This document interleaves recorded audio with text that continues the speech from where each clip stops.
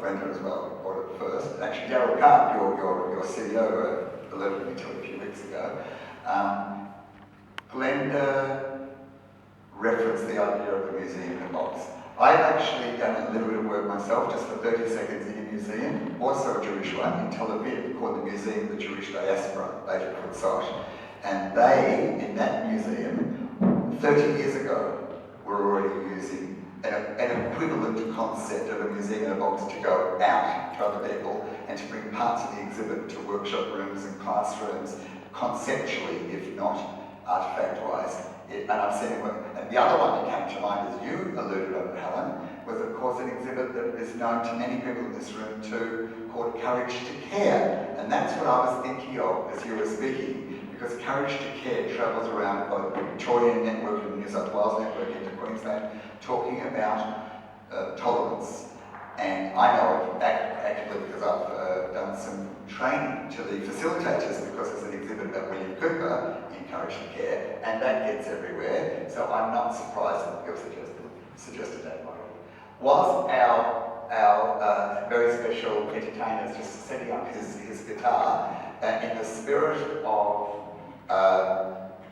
Jewish New Year, one of the faith groups that we're represented here today, the fact that Jewish New Year is 3 days away, and it's dialogue between different faiths and cultures, and some of you will have noticed out in the catering, we had some big round egg loaves made by a Jewish baker called Mr. Glick. The Jewish colour the egg loaf around at this time of year because of the completion of a cycle of one year into another, and hopefully you had some honey, which was the symbol of a sweet New Year. We're going to complete that process for 1 minute whilst Zach's setting up the next bit of entertainment. Could I please ask Walter Rappaport to come forward for 1 minute? Walter is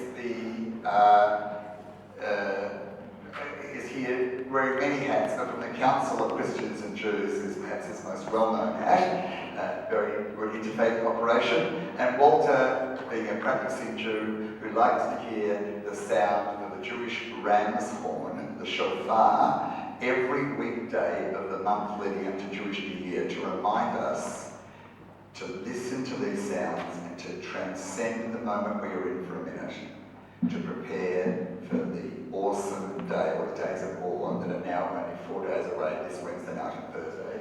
Thank you, Walter Rappaport. I invite you all to listen to the shofar.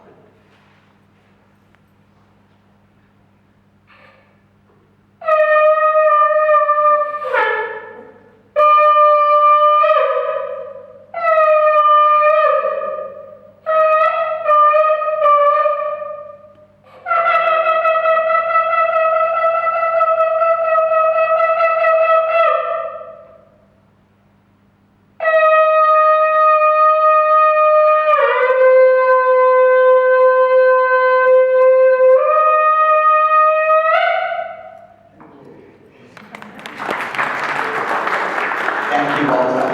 And that sound will be heard throughout synagogues throughout the world this Thursday morning particularly. It's very, very special that Walter was able to bring it today, because there is a custom that it be heard every one of the days leading up to New Year.